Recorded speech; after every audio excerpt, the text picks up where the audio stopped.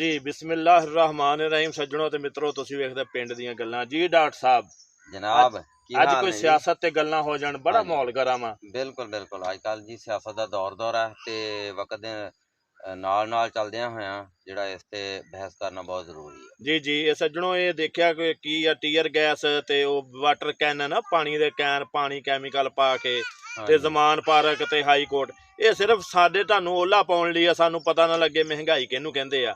ये इमरान खान होवे नवाज शरीफ हुणी होण जरदारी होवे या मौलाना साहब कोई होवे सारे अपने अपने पेट लई आ। बिल्कुल है जी। डॉक्टर साहब अपने लिए तो कोई नहीं करता पिया कोई क्योंकि ना जी हुण कोई ना जी। इसलिए कि ये बंदे कुसकण ही ना क्योंकि हुण 25 मण वाला एक नवा सिस्टम डॉक्टर साहब कढ छड़िया कि अच्छा जिमीदार 25 मण कणक रखदा उन्होंने अच्छा ये नहीं पता अकल दे अन्नियां नूं जिहड़े कानून बनाउंदे ने हाँ जी हाँ कि जी 25 मण कणक ते जिमीदार ਜਿਹੜਾ ਲੈਣ हाँ ਦੇਣ ਕਰ ਲੈਂਦਾ वेदे हैं जी बिल्कुल ਤੇ ਬੀ ਉਹਨੇ ਕਿੱਥੋਂ ਪਾਉਣਾ 25 ਮਣ ਬੀ ਮੁੜ ਕੇ ਇਹਨਾਂ ਕੋ ਮੁੱਲ ਲੈ ਕੇ ਪਾਵੇ ਹੈ। है जी ਤੇ ਪਿੰਡਾਂ ਦੇ ਵਿੱਚ ਵੀ ਡਾਕਟਰ ਸਾਹਿਬ ਦੇਖਿਆ ਹੁਣ ਮਾੜੇ ਬੰਦੇ ਵੀ ਆ ਚਿੱਟਾ ਸੂਟ ਪਾ ਕੇ ਫਿਰਦੇ ਨੇ ਕਿਉਂਕਿ ਹੁਣ ਐਮਪੀ ਉਹਨਾਂ ਦੇ ਪਿੱਛੇ ਪਿੱਛੇ ਆ बिल्कुल बिल्कुल बिल्कुल ਆ ਦਰਖਾਸਤਾਂ ਜਮ੍ਹਾਂ ਕਰਾਉਣ ਲਈ ਤਰਲੇ ਕਰਦੇ ਆ। बिल्कुल है जी। ਅੱਗੇ ਜਾਣਾ ਪੈਂਦਾ ਸੀ ਨਾ ਡਾਕਟਰ ਸਾਹਿਬ हाँ ਵੋਟਰ जी ਨੂੰ ਲੱਭਣਾ ਪੈਂਦਾ ਸੀ ਐਮਪੀਏ ਨੂੰ हाँ जी ਕਿ हुण ਐਮਪੀਏ ਸਾਹਿਬ ਮਿਲਦਾ ਨਹੀਂ ਤੇ ਹੁਣ ਸਾਹਿਬ ਆਉਂਦੇ ਆ ਕਹਿੰਦੇ ਵੋਟਰ ਮਿਲਦਾ ਨਹੀਂ।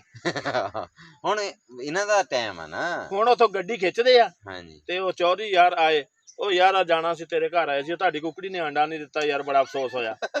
ਯਾਨੀ ਕਿ ਇਹ ਹਾਲਾਤ ਹੋ ਆ ਗਏ ਨੇ। ਹਾਲਾਤ ਹੋ ਗਏ ਆ। ਇਸ ਤਰ੍ਹਾਂ ਹੁਣ ਸਿਆਸਤ ਹੋ ਰਹੀ ਹੈ। ਉਹ ਪਹਿਲੇ ਤੇ 11 ਮਹੀਨਿਆਂ ਤੋਂ ਘੜੀ ਚੋਰ ਘੜੀ ਚੋਰ ਘੜੀ ਚੋਰ ਦਾ ਇੱਕ ਡਰਾਮਾ ਬਣਾ ਕੇ ਤੇ ਆਵਾਮ ਨੂੰ ਪਾਗਲ ਕੀਤਾ ਸੀ। ਪਾਗਲ ਬਣਾਈ ਰੱਖਿਆ ਉਹ ਜਦੋਂ ਬਿਲਕੁਲ। ਕੱਚਾ ਚੱਠਾ ਆਇਆ ਉਹ ਹਾਂਜੀ। ਸਾਹਮਣੇ ਜਾਨੀ ਸਾਰਾ ਕੁਝ ਆਇਆ ਤੇ ਉਹ ਸਾਰੇ ਹੀ ਘੜੀ ਚੋਰ ਨਿਕਲੇ ਹਵਾਮ ਚ ਸਾਰੇ ਹੀ ਨੰਗੇ ਸਾਰੇ ਹੀ ਨੰਗੇ ਏਦਾਂ ਹੀ ਨਾ ਕੋਈ ਵੀ ਨਹੀਂ ਬਚਿਆ ਨਾ ਬਿਲਕੁਲ ਇਮਰਾਨ ਖਾਨ ਤੇ ਕੋਈ ਸਭ ਘੜੀ ਚੋਰ ਹੀ ਨਿਕਲੇ ਜਿਹੜੇ ਸਭ ਤੋਂ ਬਹੁਤਾ ਰੌਲਾ ਪਾਉਂਦੇ ਸੀ ਹਾਂਜੀ ਉਹ ਤੇ ਘੜੀਆਂ ਏਦਾਂ ਲੈ ਗਿਆ ਜਿੱਦਾਂ ਇੱਕ ਹੱਥਾਂ ਵਾਲੀ ਰੇੜੀ ਤੇ ਮਿੱਟੀ ਲੱਦ ਕੇ ਨਹੀਂ ਪਠਾਣ ਲੈ ਜਾਂਦੇ ਹਾਂਜੀ ਹਾਂਜੀ ਉਹ ਬਿਲਕੁਲ ਤੇ ਏਦਾਂ ਲੱਦ ਕੇ ਲੈ ਗਿਆ ਡਾਕਟਰ ਸਾਹਿਬ। ਏਦਾਂ ਹੀ। ਇਹ ਸਿਰਫ ਤੁਹਾਡੇ ਤੇ ਸਾਡੇ ਤੇ ਨਾ ਅਕਲ ਤੇ ਪਰਦਾ ਪਾਉਣ ਲਈ ਇਹ ਟੋਪੀ ਗੱਲ ਨੂੰ ਡਰਾਮਾ ਛੁਪਾਉਣ ਲਈ ਜੀ ਗੱਲ ਨੂੰ ਛੁਪਾਉਣ ਲਈ ਜਦੋਂ ਜਿਹੜੀ ਨੂੰ ਦੇਖੋ ਹਕੀਕਤ ਹੈ। ਇਮਰਾਨ ਖਾਨ ਚੰਗਾ ਹੀ ਨਹੀਂ ਹੈਗਾ ਤੇ ਹਾਂਜੀ ਵੋਟ ਪਵਾ ਦਿਓ ਬਿਲਕੁਲ ਪਤਾ ਲੱਗ ਜਾਏਗਾ। ਪਤਾ ਲੱਗ ਜਾ ਕਿ ਏਦਾਂ ਆਵਾਮ ਹੀ ਉਹਨੂੰ ਰਿਜੈਕਟ ਕਰਦੇ।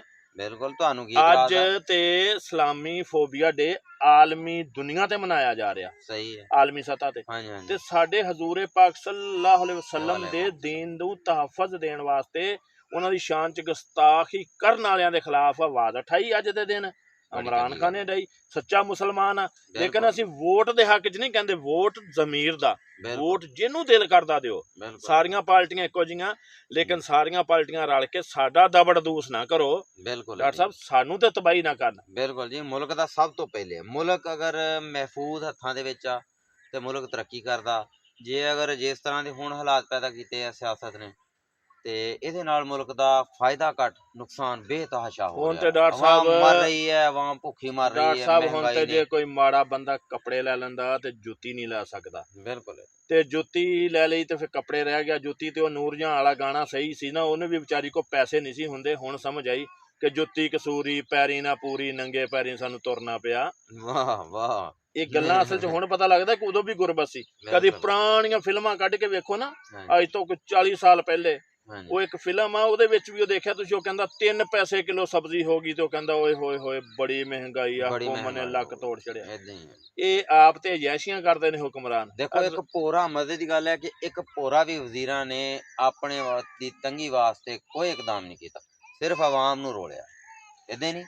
ਹੁਣ ਸੱਜਣੋ ਤੁਸੀਂ ਇੰਜ ਆ ਕਿ ਡੱਟ ਜੋ ਜਿਹੜਾ ਵੋਟ ਮੰਗਣ ਆਵੇ ਨਾ ਉਹਨੂੰ ਪਹਿਲੇ ਦੱਸੋ ਕਿ ਤੁਸੀਂ ਸਾਨੂੰ ਆਹ ਕੀਤੀ ਆ ਤੁਸੀਂ ਦੱਸੋ ਕਿ ਸਾਡੇ ਵੋਟ ਦੀ ਪਾਵਰ ਆ ਤੇ ਉਹਦੇ ਨਾਲ ਜਾ ਕੇ ਤੁਸੀਂ ਉੱਥੇ ਬਹਿੰਦੇ ਹੋ ਬਿਲਕੁਲ ਤੇ ਬਿਲਕੁਲ ਸਾਡੇ ਟੈਕਸਾਂ ਨੂੰ ਤੁਸੀਂ ਖਾਂਦੇ ਹੋ ਤੇ ਸਾਡੇ ਕੰਮ ਨਹੀਂ ਕਰਦੇ।